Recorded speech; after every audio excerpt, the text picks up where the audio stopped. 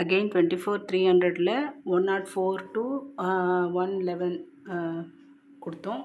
இப்போ பார்த்தீங்கன்னா டச் வைக்காமல் க்ளோஸ் வைக்காமல் ரிவர்ஸ் போயிடுச்சு. ஸோ நம்ம என்ன பண்ணோம், இப்போ ஒரு வேளை புட் சைடு இருக்கிறதுனால கால் சைடு போச்சுனாலும் என்ன நம்பருன்னுட்டு மென்ஷன் பண்ணி சொன்னோம்.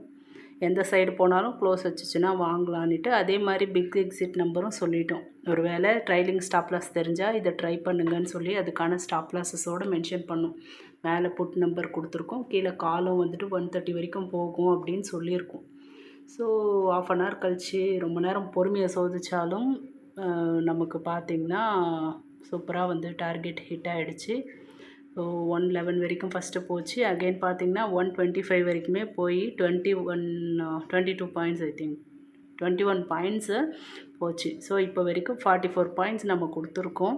ஸோ அகெயின் ஒன் மோர் கால் கொடுத்துருக்கோம், வெயிட்டிங் ஃபார் த ரிசல்ட்.